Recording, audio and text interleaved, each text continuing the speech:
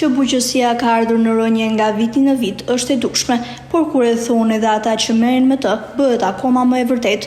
Subi Keshi nga fshati Majtare sipërme në Maqellar të Dibrës, prej vitit 1999 punon me mjetin e tij agregat në tokat e fshatit.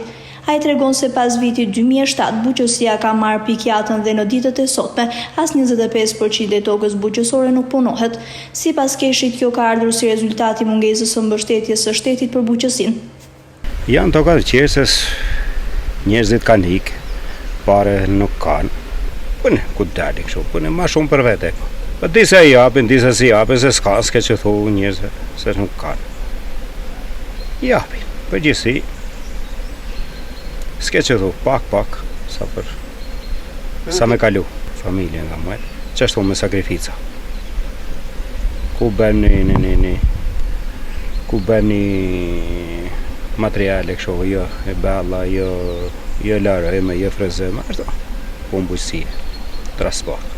Bujqësia është shumë rënje. As qereku i tokës nuk mbjellet. Kimi pas fushat ditë, natë të punu. Ka qenë 2.000, 2.500, 2.700. Ka qenë shumë mirë. Edhe natën punoshin. Kurse ta njësë punim 2 orë në ditë, 3 orë në ditë. Nuk ka. O të ngell traktori vetëm për vete.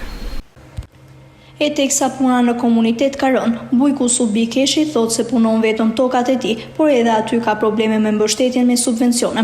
Duke qenë se tokat i ka në emrin e babait të tij që ka ndëruar jetë, Subiut i është refuzuar mbështetja. Tjetër problematik sipas tij është edhe mbi vendosja e parcelave. Kemi aplikuar, nuk në ka dhënë, nuk i ke tokat, unë i kam tokat për sipër, i ka plaku, plaku më ka ndëruar jetë, edhe nuk i japin se fjala nuk i ke për mi vete tokat për sipër. Që kemi morim ti kontrollim tokat disa dalin në venet ku duhet, disa nuk nodhen në atë vend ku janë.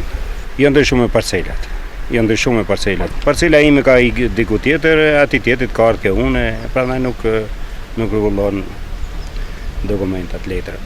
Kemi shko disa herë, kemi ankohë, da bëjmë, as një gjë. Bujku Subi Keshi thot se me këtë rënje që po pëson bujqësia, shumë shpejt as një pëllëm tokë në Maqellar nuk do të punohet më.